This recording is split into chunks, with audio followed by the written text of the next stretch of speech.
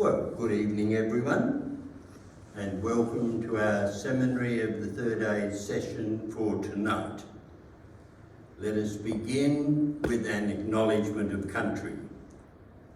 The Progressive Christianity Network gathers proudly tonight on Kaurna land, and we respect the continual cultural connection, heritage and beliefs that remain important to Kaurna people today.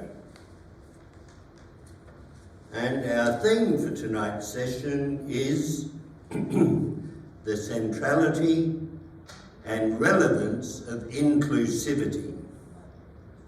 When we look at the 5 core values of progressive Christianity, one of them is to seek community that is inclusive of all people, honouring differences in theological perspective, age, race, sexual orientation, gender identity or expression, class or ability. And this is based on the premise that Jesus taught a way to experience the oneness and the unity of all life. So the way we're going to approach it tonight is that we have a panel, a diverse panel of 4 people who I will introduce individually.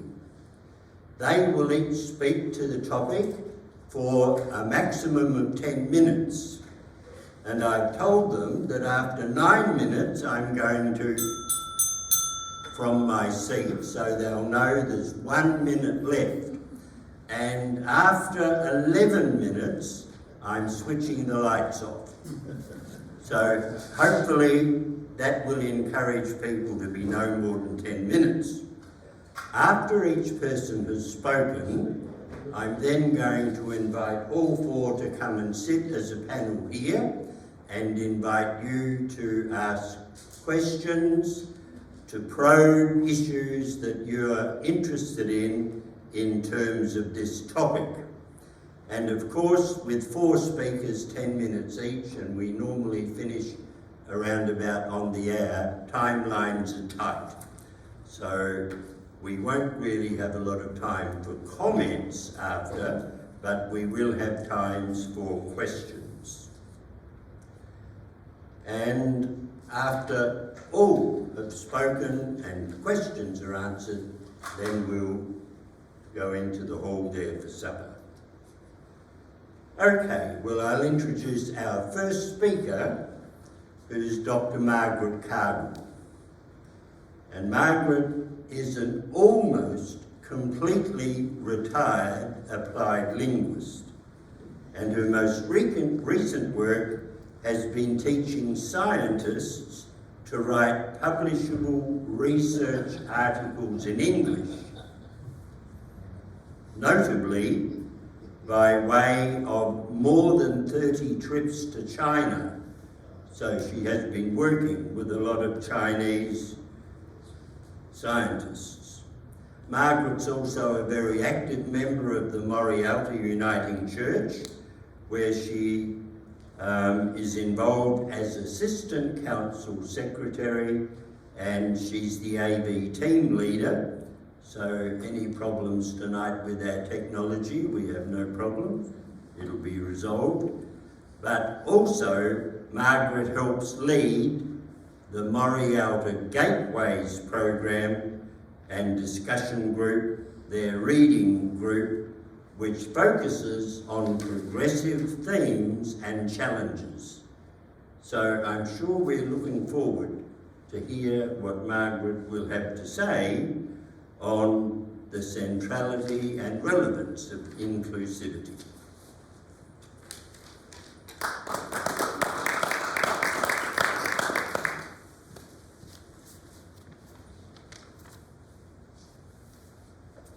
Thank you very much for the introduction, and it's great to be here. Thank you everybody for coming to be part of this. So,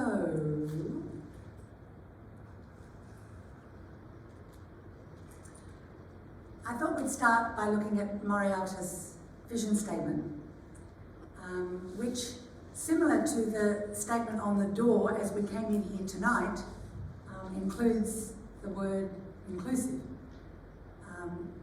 It's a very important concept for our church as a whole, and the other bits are also quite important and relevant to what I'll be saying as we proceed through my just 10 minutes. Particularly the last bit there. So in terms of developing community, of which the church is a part and a stimulus, we're convinced that our properties are a community resource. So we'll see a bit about how that works. So, examples. We've got a student accommodation program that runs at Morialta, has for 30 years, where we provide accommodation for rural students coming to the city to go to university. And those rooms have been full for the whole of that time, and we provide home away from home, I guess, for rural students. We're very keen to make that rural-urban community connection.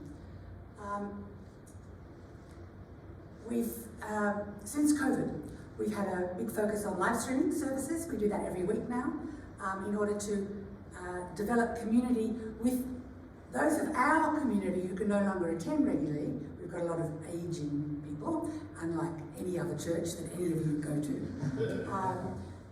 And also rural congregations who may be temporarily without a minister or whatever. So that's another focus, inclusivity focus for us. We have a Japanese playgroup that meets on our premises regularly, speaking Japanese, kids and parents and everybody, which is super. And we share a lunch with them quarterly so we can get that community working. Historically, and this is not happening at the moment, but it certainly was a big feature for us, working with Chinese students of early childhood education at the McGill campus of the University of South Australia. A group of our women who worked with them extensively, which was great. And we now have a growing relationship with the Dawoodi Bohras Muslim community, who hire our facilities for their major festivals, for Ramadan and Muharram, and for their other activities. This was stimulated because this group, as a big group, came to the synod and asked, would there be church halls that we could hire? Because we're too big for our homes now. We can't meet in homes. And out of that has grown a really close and developing relationship. So I thought you might like to have a little look at how that works. They hire the church for their big festival. So that's looking across the transepts at the front of our church, all the chairs stacked and the prayer rugs down for their evening sessions. They're quite extensive, from 5 till 11 at night, with food served beforehand. So our kitchen is very well used.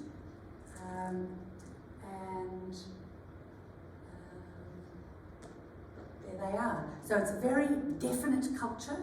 They dress for the occasion. And we find that conversation around our varying way of approaching and interacting with the divine happens spontaneously with different people at different times. This is from the front of our church looking back. You'll notice that the women are in a section over towards the right there. They're definitely there, but they are separated off. However, we had 4 years in Tonga, and the women and the men sat separately in Christian church every Sunday. Absolutely. Baptisms, mother got up from here and father got up from there. So, you know, it's a cultural thing, which is of interest.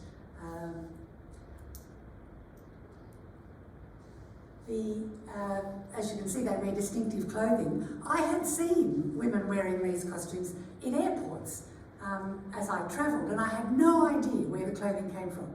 And now I know this is the Dawoodi Bohras way of following the Islamic requirement to cover. Bright colours, crochet, floral, sort of a cloak thing with a hood, long skirt with flounces, amazing, very decorative.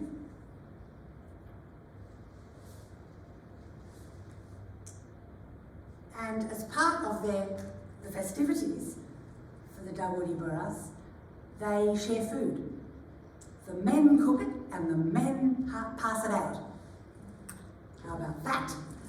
And so here they are in the church, distributing food as part of their meeting.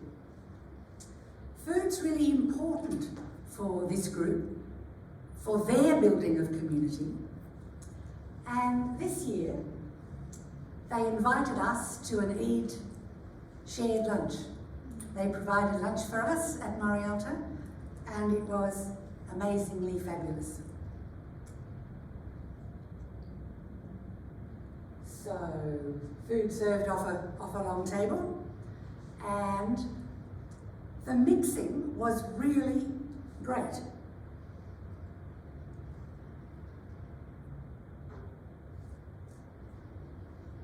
Food shared around. If those of you interested in the women's clothes, look at the back there. You can see the full length of somebody at the back with the long skirt and so on. Our people were just delighted to be part of this event, and the community building was very impressive.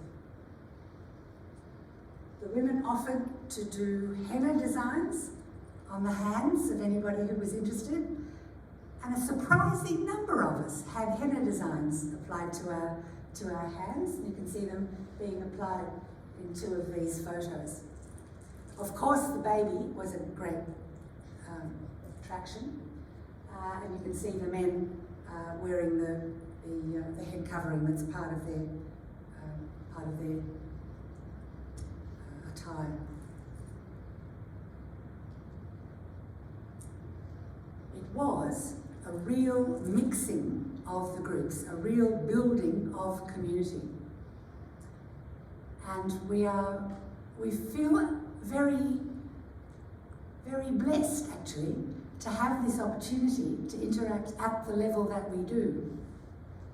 As you can imagine, it's not all completely smooth sailing. Sharing the facilities as we do, as you can imagine that when the Dawoodi Bohras have a gathering, they follow a strict calendar.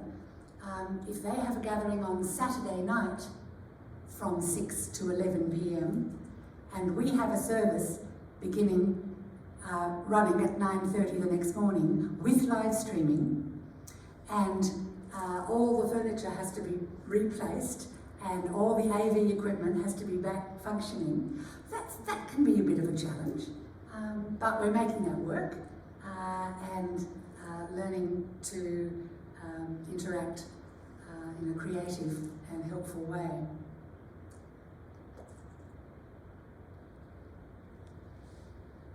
The relevance of this for us is that it's sort of foundational, and it becomes, as we've just had to write a profile. Our minister's leaving, and we're about to be in the process for looking for a new minister. So we had to write a profile. And as we face the questions, how many of you have done that recently? The questions that have to be answered. It was really interesting to see how inclusivity was part of what we wrote and how important that was for the image that that we have of ourselves. And I think it's accurate that inclusivity is, and not just in one instance, but this instance is quite a big thing because it's interfaith as well as culturally and linguistically diverse. Yeah? These are Shiite Muslims from a particular sect, mostly based in Gujarat in India, but there's a lot of them in Australia now, and there are 65 families, is that right, Colin? Approximately in Adelaide, growing all the time.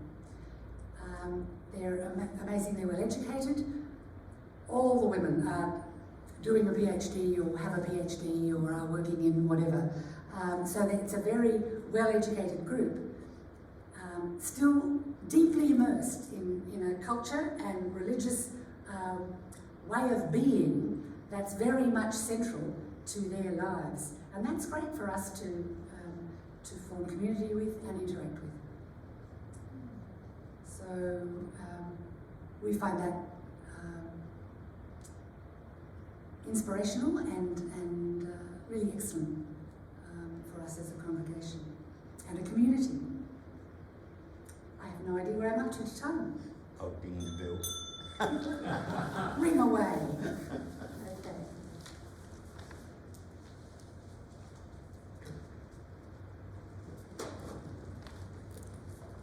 Thank you, Margaret, for that very spirited presentation. Our next speaker is Reverend David Ingleton. And David is 31 years a Uniting Church minister, recently retired. He served in a number of Uniting Church parishes, and throughout that time he has strongly supported the LGBTIQ plus community since he was at Theological College.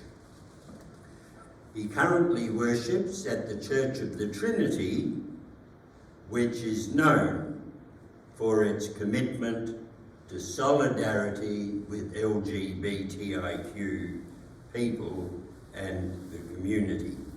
So I'll invite David to come and speak to us on his perspective of the centrality and relevance of inclusivity.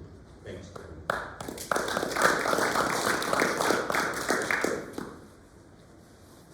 Thank you for the welcome, Esmond, and good evening, everybody. It's good to be able to be here and write about something I don't usually write about. It's more usually doing something, so it's been good to sit down and reflect. Unfortunately, I don't have any pictures or whatever, but I hope that what I've written is worthwhile. So David McCurdy came up to me a couple of weeks ago and said, "Do you want to be on this panel? Can you be on a discussion about inclusivity?" I thought, well, I'll have to start thinking about inclusivity. And the first thing that came to me was, why talk about inclusivity? Why talk about it? Well, the most obvious reason to me anyway was that we have to ponder the idea of inclusivity against the context of exclusivity. That is, the powerful narratives that have shaped society, especially have shaped the Christian church historically, have been exclusive notions. And I was reminded of that this last Sunday when I heard the passage from Matthew 15. I hope a few people heard that as well last Sunday, about when Jesus met the Canaanite woman in the area of Tyre and Sidon. And I had a conversation with the preacher afterwards, because I think in that passage, Jesus himself, whilst we think of him as being an inclusive person, I think demonstrated a limited perspective, an exclusive perspective about God's saving grace. And the Canaanite woman challenged him about that. And he, in fact, I think had a paradigm shift at that moment, realising that everybody had to be included. And in that case, in that reading, we see a religio-racial exclusiveness at work. And if you think about the mainstream Christian church that has been dominant for the last 2,000 years, the main narratives have been white, Western, male, and heterosexual. They have been the dominant narratives. But my brief tonight is to talk about inclusiveness and the LGBTIQ+ community. In some ways, I feel a bit inadequate to talk about it, for there are many others who've done a lot more than I have done over the years. But nevertheless, I do feel passionate about it. To talk about the LGBTI community takes us into an area that the church has long struggled with, that of sexuality. Heck, the church struggles with heterosexuality and straight people, let alone anybody whose body, mind and soul leads them on a different path. One is only to remember the discussion documents and the Uniting Sexuality and Faith report of 1997 to remember how that much rocked the boat of many people, especially conservative thinkers. For many, even the word sex sent many straight people into a flat spin from which they could not extricate themselves. How could we ever talk about being queer in such a circumstance? In 1991, a young man known to many of us sought to candidate for the ministry in the Synod of South Australia. In an article in New Times, he'd effectively come out as a queer person in the life of the church. The reaction to that was astounding. Behaviour, both in word and deed, in some parts of the church was nothing but disgraceful. And many mistruths were circulated. I remember listening to a tape of an address by a clergy person's wife that suggested being gay was similar to the sexual abuse she suffered from her pedophile father. Even if you didn't have a firm opinion on sexual diversity, the actions of many people fell far outside what we would define as loving Christian behaviour. It was a behaviour that reinforced divisions.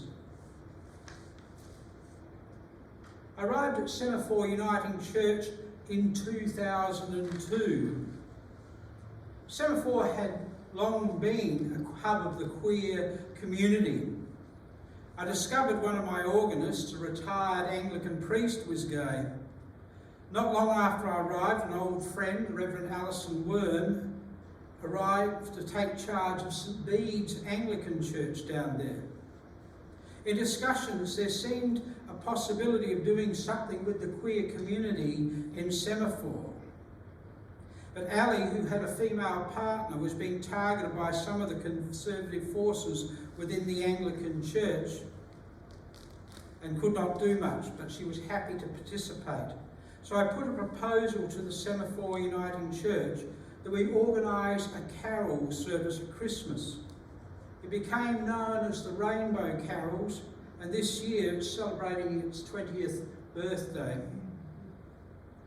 At the time, the church council was somewhat hesitant, but took the risk. And it was a bold step, and people turned up far and wide, including travelling from such places at Kadina. The fact that it continues to take place is significant, and it certainly has a life of its own. To embrace a theology of diverse and inclusive sexuality, by necessity, means a reimagining of the nature of the authority of the Bible, as well as what I call a mature understanding of the notion of God. It also asks us to embrace our own sexuality as an intrinsic part of our personhood. Sexuality is not a devilish force laying siege to our souls, but it can be a path of illumination into the depths of our being. One might say that this itself is a dimension of inclusivity that starts within us, with ourselves. And we include all who we are as an act of grace toward ourselves. In 1988, a controversial film came to our theatre screens, The Last Temptation of Christ. It caused a furore, especially when it portrayed the fact that Jesus himself was fully human, a sexual being. One might argue that if Jesus was not fully sexual in body, mind and spirit, then he was not fully human. To support this, I quote Church Patriarch Gregory of Nazianzus, who said this: "What has not been assumed cannot be redeemed, or as I like to say, divinized or enlightened." That is, Jesus entered fully into the human state so that our place within the divine is assured. And our sexuality, however we express it, it is sacred and to be affirmed. Anything less is a form of exclusivism, and it's certainly not inclusive. Inclusivism is a dimension of our humanity, and it is also a dimension of the incarnation. One thing that we say over and over and understand ourselves to be in the Christian church is the body of Christ. In 1 Corinthians 12, the Apostle Paul makes several points using the image of the body.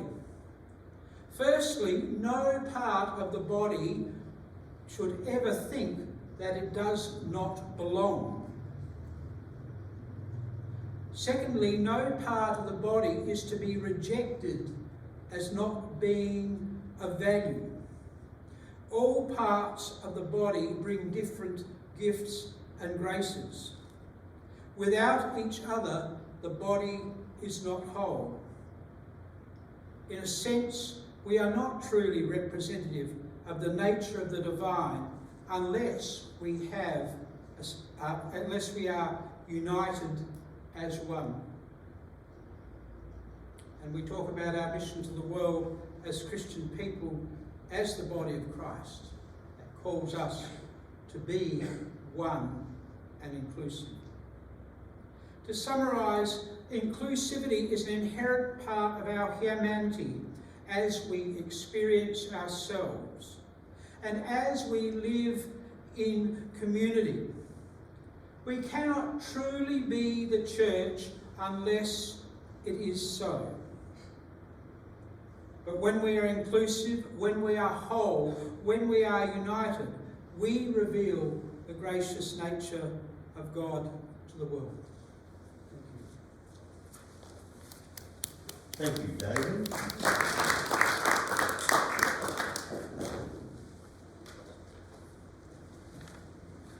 Thank you for a different perspective on the relevance and the centrality of inclusivity.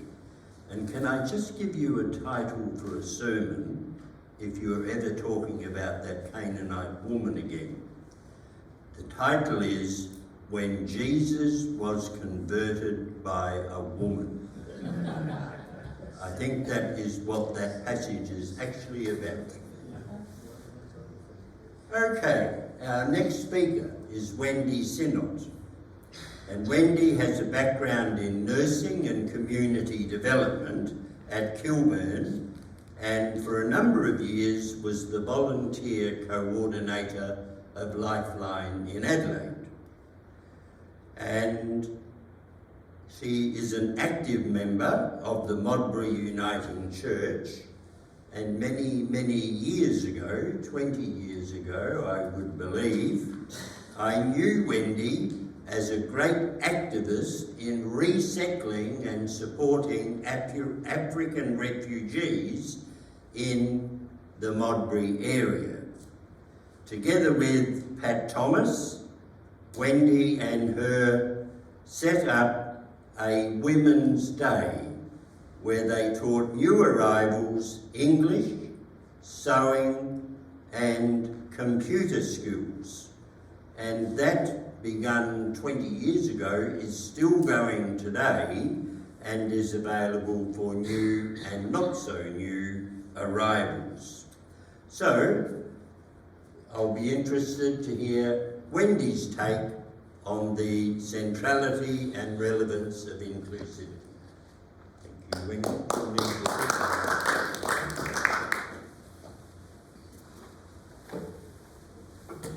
Thank you. It will be you to judge if I have at all addressed the topic. But this is a good news story about a moderately sized congregation in numbers, but one with a big heart and a real concern for the local community. You want Toward the end of 2002, we were becoming aware of some Sudanese, mainly from the Kakuma camp in Kenya, who were being settled in our community in Tea Tree Gully and Modbury. This was also when the congregation was critically looking at itself and planning, but not sure what to do. The outcome soon became evident to us, and two challenges were considered. Uniting church people need to get out of their comfort zone and find creative ways to reach out to people. And the second was a general observation was the arrival of an increase in the number of new arrivals from African countries as a result of government policy. And thus began an ongoing program which has had many twists and turns and changes over the past 20 years. Relying on a mountain of dedication by some wonderful volunteers, new friends have been made, much sadness has been shared, and lots of learning done by both participants to the program and the volunteers. It's been 20 years since Pat Thomas and I gathered some others and invited a family of Sudanese to the church service.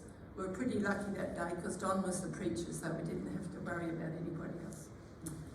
The outcome was much discussion with the new arrivals as to their needs and taking into consideration our limitations. Pat had been involved with establishing new arrivals into ecumenical housing, and I had trained and practiced in community development and mediation. We felt passionate about being able to do something to assist people in settling into and being included into their new environment, and Modbury Uniting Church was behind us. It was not long into 2003 that we were involved in two programs. Not only were we planning a day for women and preschool children to come join together to learn English, share stories and make friends, but we also set up a sponsorship program. The Modbury Uniting Church sponsorship program eventually sponsored 130 refugees from southern Sudan. This involved paying for airfares, firstly through funds from private individuals and then through church funds. These interest-free loans were repaid over a period of time once the new arrival was settled in. Amazingly, most of these monies were all repaid and the money was then recycled to assist the next lot. We settled the new arrivals into a furnished house and invited them to come to church. Bringing those people to church was a logistic nightmare when you come to think of cars going everywhere on a Sunday morning. That was one of our first families that came. The second program was a Tuesday, was the day decided to bring a program for women, and it was up to running as an African Women's Day in 2003. Many of the volunteers had had little to do with African people previously, and thus followed a wonderful 20 years of loving, caring and learning about each other. The numbers attending on Tuesday increased, and at one stage we organised 2 council buses to help transport the women and children to the church. The number of volunteers involved was a wonderful thing to recall. The volunteers came from other churches and from the community. If you had a skill and were passionate about the program, you were welcome. There was a time when we had 40 women and 40 kids in the program and 25 volunteers. There was never a need to roster any volunteers. They were always keen. What did we do? We started at 9:30 or 10:30 or whenever everybody was there. And for those who are aware of African time, I think you would understand that. It was then to classes of all different sizes and abilities, all led by volunteers. Basic English, advanced English, computer, learning for L's, for their driving, basic sewing. Children were entertained in the creche. All this happened before lunch, which was a smorgasbord of mainly Australian food. Lunch was a time to socialise. After that would be an afternoon where we would have seminars on various things such as health, safety issues, fire safety, cooking. We even had one to include what was put in the school lunch boxes. Money matters. We had a visit from the financial counsellor who came from the Department of Human Services every week. We even took a group bike riding down at the traffic school at Hazelwood Drive. We invited the police to be part of our mornings, and they often spent time with the children in the creche. It seemed never ending. It was so much fun. Here we are with somebody doing some sewing. We had the police come pretty well every day for some time because they were pretty nervous about the police, anybody that was in uniform. And this particular day we had Harmony Day, so they came and did a barbecue for us. That's lining up to have a seminar in the afternoons. Creche work was sometimes very enjoyable. Some of you might recognise that person. We had somebody bring a horse once, so everybody got to ride a horse. And of course we introduced the kids to Father Christmas. So it was a great time. It was during this busy time that the program won the local and state awards for the best community program for that year. Since then, the program has had many changes and is now open to all new arrivals and not so new. Many of the people from Sudan gradually moved out of the area. The program changed its name and is now known as International Community Group. We are still in touch with many of the people that have moved, and I visit some of them regularly. We now offer various levels of English classes, sewing instruction and assistance with learning for the citizenship test. The number of participants is less and the volunteers are less in number and of course much older. And the program is only run in the mornings now. The socialising time is now around morning tea, where we all enjoy some special goodies prepared by a volunteer, and the noise during that time is just unbelievable. This is what it looks like now. We have small groups, we have men, which was good too, and we've even got men volunteers. There's someone who's just passed their citizenship test, and it's a lot of hard work getting people through to that level. And that's just another group sitting around doing their English. Over the years, participants have come from a variety of countries, and at present we have women and men from Sudan, but also have men and women from Bangladesh, Ethiopia, China, Japan, Afghanistan, Iran, Iraq, India, Ukraine, Chile, Sri Lanka and Italy. A great variety of people. There's a big question that still remains. Can we continue for another year? The need is still evident, and at present so is the enthusiasm of some of the volunteers. The aim is still to help folks settle into and feel included in their new environment. Thank you.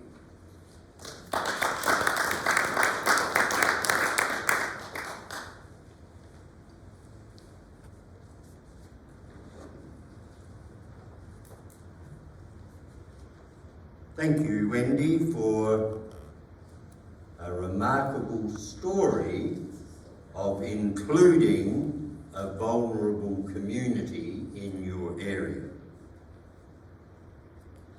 And our fourth speaker is Max Howland, who would be well known to many of you. Max is an accredited local preacher, lay preachers, the current term, in the Uniting Church, and he's convener of the lay preachers committees in South Australia and nationally. He began a teaching career, teaching foreign languages, maths, and worked as a teacher librarian. He left paid employment early to undertake a degree study in theology. And Max and his wife Maureen, who's also known to our group as a member of the Progressive Christianity Task Force, they are both active in their local church at Seacliff Uniting and are also highly involved in the wider church. And Max has been highly involved in the presbytery as well.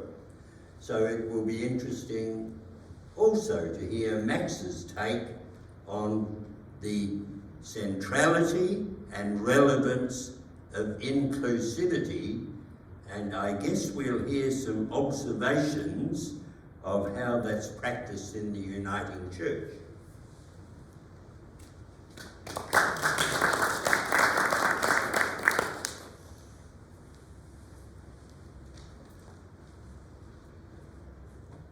That's tonight's text.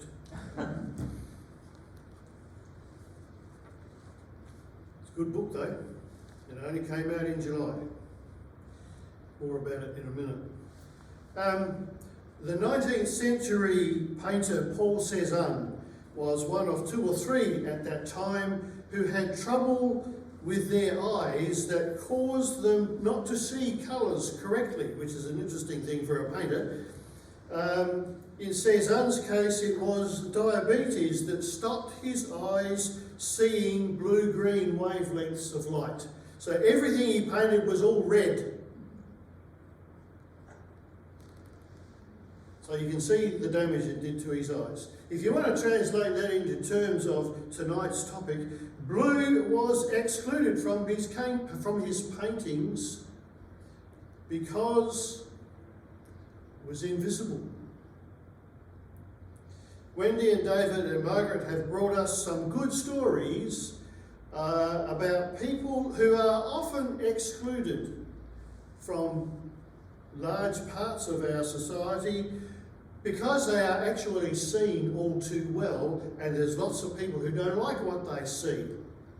So they push them away and they try to put them out of sight so they no longer have to be annoyed by what they see. And we've heard stories about making sure that people are included in spite of that. But that exclusion is an evil of a particular kind. This book was written by a man who was Bishop of Durham at the time. He was concerned about how to present a universal gospel in a specific context, any one of many. He talks about tribalism in its relatively benign sense of people by human nature preferring to be with other people who are like them. Look at us. But as an example, he writes this. I might read it quickly just to make the point. Therefore, there is a challenge to Christian faith from plurality and diversity, which reinforces the challenge from identification with injustice and oppression. On the other hand, the question of what it is or might be to be or become human, and the question of whether there is a universal gospel remain closely interwoven. We remain, therefore, with the question about the salvation and fulfillment which is offered to human beings in Jesus Christ, in the midst of contexts and situations which challenge Christianity to its roots. And he wonders why people who don't have good word skills can't understand what he's saying. In my terms, because he goes on writing like that, It seems to me that despite his stated concerns, people who don't share his facility with words are effectively invisible to him, and they end up excluded. Because, in his case it seems, he doesn't know how to connect. One of the really sad things about the book, though, is that everything he wrote and all that other stuff is still true, and he wrote the book in 1976. But that's a separate matter. In this book, which is the author's history of the alleged conflict, as he sees it, between science and religion, he describes the widespread view of the 19th century that the world was a good place, created by a good God to be beneficial and enjoyable for us humans. But he says, it's fairly easy to believe that if you're a university-educated, relatively comfortable Anglican clergyman sitting in your back garden in southern England in spring.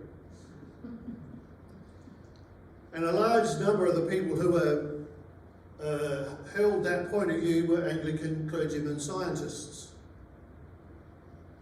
But he says it's not quite so easy to hold that point of view if you live with semi-permanent drought or in the shadow of an active volcano or in one of England's industrial towns.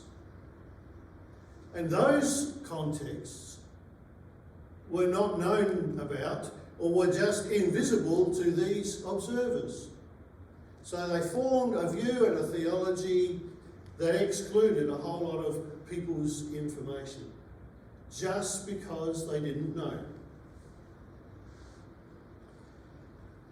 At that Lay Preachers National Conference 2 weeks ago, we had 2 sessions, and at least 2 other mentions are connecting us, sessions about connecting with and preaching to various peoples on the margins of our national society. And they included people such as Aboriginal people, from my point of view, them above all others.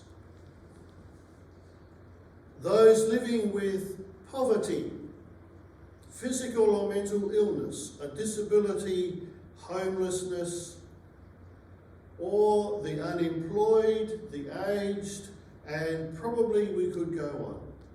These are people who need more help probably than most of us, but they can't get it because the resources are not there. And that's because resources cost money, but, pardon me for being slightly cynical, the majority of ordinary people don't want to spend money on those, choose your epithet here, they want them to stay invisible and excluded. And they'll get rid of a government that demands too much of them. That's my observation of the history of politics in this country for the last 50 years. So yes, we have the easy to see evils of discrimination and exclusion, but if evil is measured by its effects, then thoughtlessness and lack of understanding and blinkered vision, I think I could argue, are more serious. I don't have a good news story, do I? But I have some questions, or a question. What can we do about this stuff? Well, first thing is be aware. Be aware of our own thinking. Teach ourselves to be aware and keep ourselves informed and use our Christian values to shape our response. Mention the matter in conversation where it's appropriate. And I'm not suggesting this is easy to do, but stuff that needs to be done. If we're leading prayers as worship leaders, then include intentionally and specifically some of these people who are otherwise forgotten. A couple of weeks ago I raised the question about whether prayer time in church could be a teaching time. And a situation like this is precisely what I had in mind. If you are leading prayers for people who are suffering injustice, name them. Because otherwise, people will just have a warm, fuzzy idea, but they won't think about anything in particular. If we're preachers or study leaders, again, mention the people by name and keep the awareness up. It was John Stuart Mill, I'm told, sometimes thought to be someone else, but John Stuart Mill said in 1867, "Bad men need nothing more to compass their ends than that good men should look on and do nothing."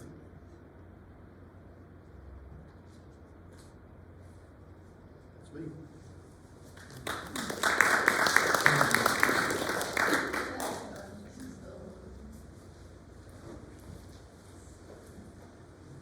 Thank you, Max, for a very different slant on the whole topic of the centrality and relevance of inclusivity, getting us to look at it in a different way.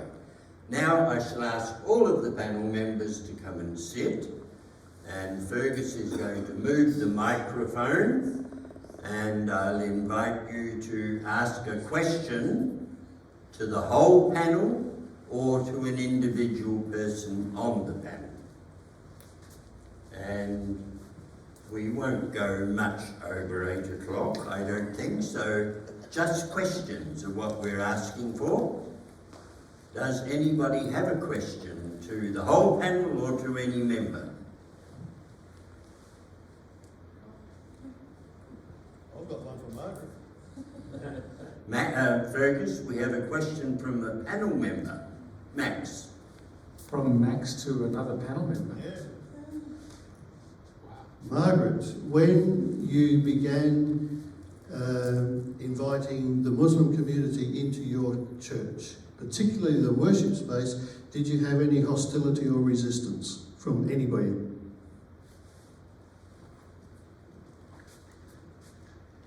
I don't believe we did. We were amazed. Our previous experience with Muslim people had been that coming into the church itself was actually a no-no. And when we were looking around and they were looking for a space, the thing that they were so most excited about was that they could get the line to Mecca across the transept almost direct. And they were ecstatic and really keen to use that space. And I don't, do you remember? I don't remember any hostility. That's fabulous.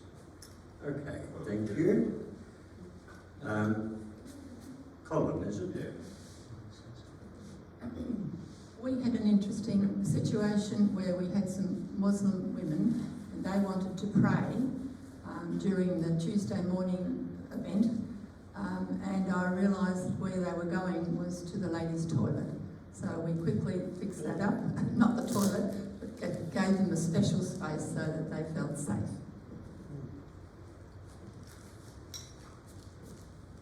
Colin has a question. Thank you. Actually, it was just a comment on the we, over the years, I was working in Indonesia on projects for quite a long period from 2000, and it was interesting. Some of my Muslim colleagues who came to Adelaide were quite happy to come to Morialta and worship in the church, or come and sit with it. There are others who felt that they could come into the hall and talk to a group of people, but they didn't. It seems that they're just one of the things that I think that people don't understand about Islam is that it's just as diverse as Christianity. Thank you. Yes, David. I will be brief. Thank you, everyone. I'm wondering, though, in my ponderings and experience and thinking about things, the following, and could you perhaps comment, anyone from the panel, that I sometimes think that exclusive, inclusive is a sort of wrong duality.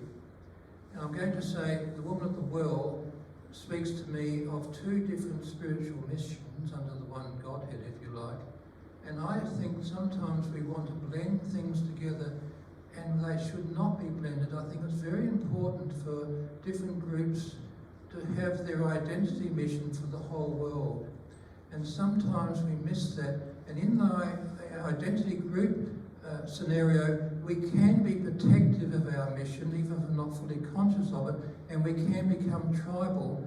But I do think it's very important that we don't become just a blended spirituality that doesn't stand for particular missions and particular modalities. Would you like to comment, please? Thank you. Okay. Well, we'll give... Give someone else a go. I agree. Morialta is the case in point, I guess. I think the Christian community and the Muslim community should be permitted by everybody to do what they believe they need to do as faithful people, and they should be respected and accepted by everybody in turn. So yeah, you don't just make a mishmash. They need to be allowed to be separate. Well, no, not separate. To be doing their different things, but respected on all sides. Anybody else like to make a comment? Yeah, I agree with you too. That's why when I started talking, I talked about that question about, what is inclusivity? Why are we talking about it? And it's because, as I've said, it was the context of exclusivism that we talk. Something's happened to push or separate people from what I labelled as the body of Christ. In a sense that the things, the narratives were causing people to be separate, and what I was really trying to sort of journey into was sort of perhaps a way of understanding that in fact we didn't actually have to ask that question if we reimagined ourselves as in a way that was different, that we wouldn't be saying, well, who has been pushed out because of our thinking. So the questions about mission and other sorts of things I won't try to address, but I think that's what I thought. The reason, in some ways, the reason for talking about inclusivity, or it's not really the right question to be having to be addressed. Anyway. Okay, thank you. Just while you're thinking of another question, I'd like to make a comment on that, David, that I think the inclusivity is everybody having respect for people to be able to choose who they want to be and what they want to believe. So the commonality is you can respect people who live differently to you or have a different belief to you, and that's common. Any other question?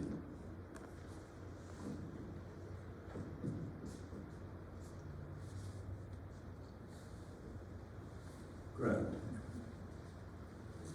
I'm quite interested in the selectivity that's expressed in Matthew regarding the apostles. And there is a stage, you could see being a Christian, there's several stages in that there's the baptism, whether that's adult or whether that's child. And then there's the next stage when you actually become one of those groups that are mentioned in Matthew that give you that further insight into what Christ was talking about. And so I was wondering, when I heard about inclusivity, I thought, well, there's actually, whether it's age or something like that, there are a series of barriers to further understanding in the Bible, and how does that come about with our general mission to include all. In general.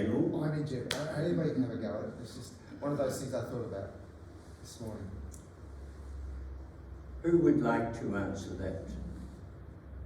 I'd actually like you to clarify the question. What do you mean, after the baptism example, there were other barriers? What barriers were brought up in the Bible? Not so much barriers, milestones, if you like. If you think of Jesus' life as a series of steps or stages, there was a stage before he meets John the Baptist.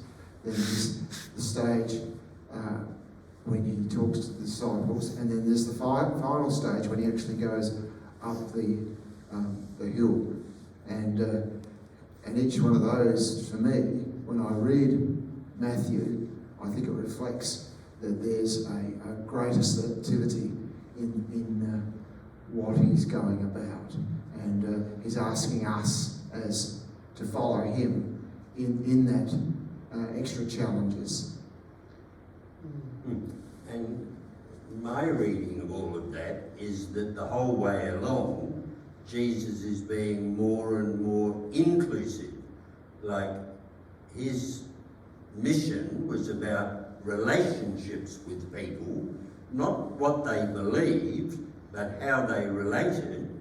And his mission was always to include those who were generally excluded within particularly the Jewish community, because they maybe didn't practice the rituals correctly, or they didn't follow the rules and so on. But Jesus deliberately included those people. So I would see the steps as increasing inclusivity.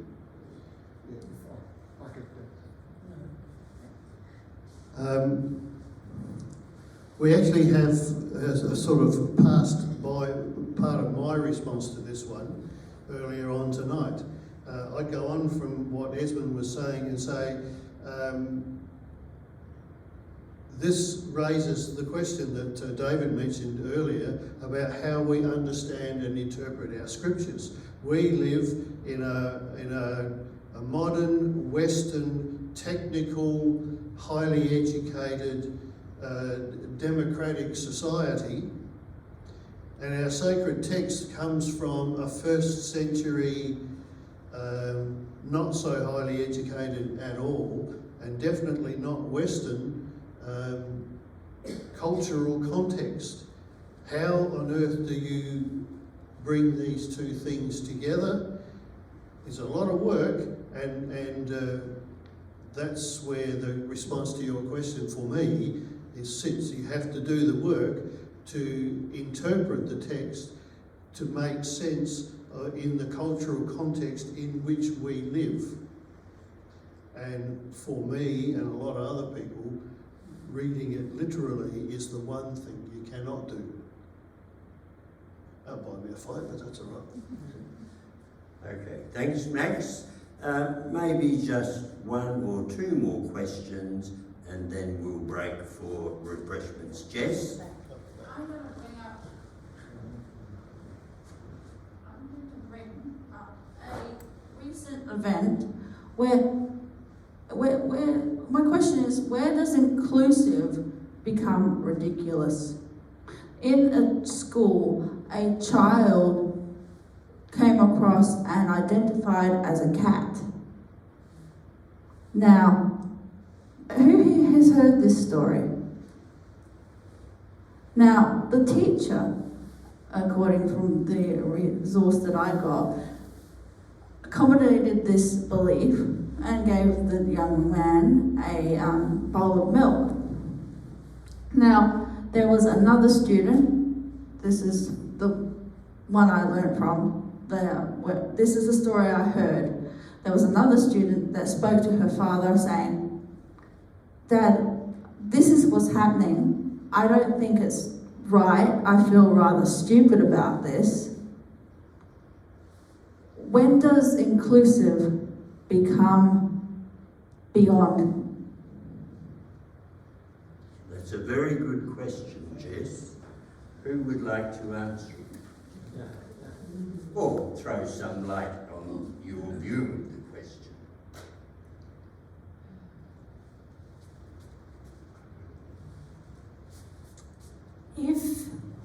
we look at the requirement for respect, that was what was being talked about shortly ago, then maybe it's something to do with how respect is shown in situations like that. I didn't get to finish the story. The young lady that was saying it said, "What do I do, Dad?" And Dad said, humorously, and she took it seriously, "Why don't you pretend you're a pit bull and say you identify as a pit bull and then beat some sense into this young man?" He said it in a joke, but it actually turned out to be a thing that happened at the school. Yeah, okay, it's about identity, isn't it? So any other wise comments from any wise people in the audience? It's a difficult question, I think. I can shoot Max again. I can shoot my mouth like anybody else, and I'm quite happy to be shot down. This is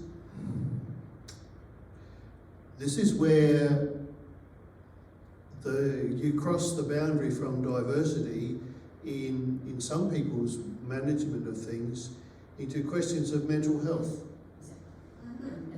Now, that's dangerous. I remember in the 1950s and 1960s, very, very large numbers of people being imprisoned in the Soviet Union, always on grounds of mental health.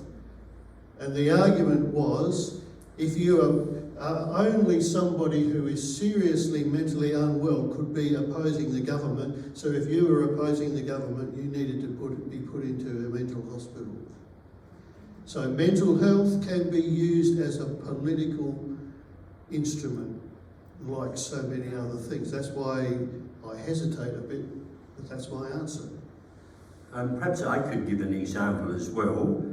I used to work in the University of South Australia as a counsellor, and at Underdale saw many students with mental health issues. And examples can be illuminating. One day a carer brought a student to me, and the main problem the student had was that he believed there was a hole in his back that talked to him.